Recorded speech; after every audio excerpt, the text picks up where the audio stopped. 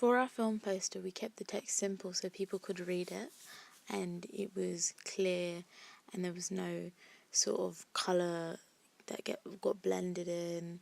We kept the names at the top just to keep it like a traditional film poster because that's what most have. And we had one bold image, which is typical in a film poster that you would find anywhere. And then we had the film name, which was centered and bold, just so it's clear that this is the film that you're watching, this is the name of it, and it just gets it out there to people. And then we had the billing board, and it just had people's names that acted in it, people that produced it. So we kept it quite traditional in the sense of a film poster, and we just made it our own by getting the imagery by ourselves. So obviously I took the photo of the hand and the blood, and we edited it on Photoshop, and we just put it all into Photoshop to put together. But the text is quite clear, which I'm impressed with and I'm happy with, and it's just like a professional film poster if you put it up on large. For our film review, we presented it on a double page spread. We put the text in columns as you would find it in any sort of double page spread review. We added imagery from the film itself, so when the gun is being held at Kyle. We added when the actress Jade, she was upset, she was crying after the rape had occurred.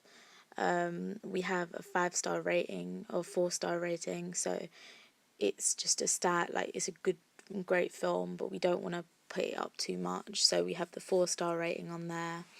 We have the comments from 2 people, so both of our teachers on there, just to make it much more realistic that it is a film review poster. And we had all the actors' names in there. We have the director and the producer, so me and Jahara. So it's all pretty well rounded in a sense of a film review. So the colours, they're very good. They're not too bold or bright. They're just nice and toned, and I quite like how it all fits together. Overall, our film poster doesn't give too much away about the film, but it gives the audience an idea of what they're watching and sort of a sense of what happens, and the red that connotes danger in it. It just sort of gives a hint about what the viewer's going to watch, and it doesn't exactly go into detail about it.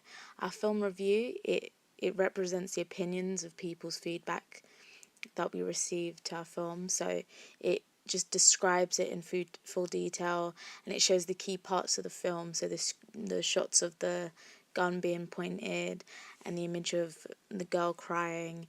It just sort of, it overviews the whole film, and it links towards the actual text that the review says.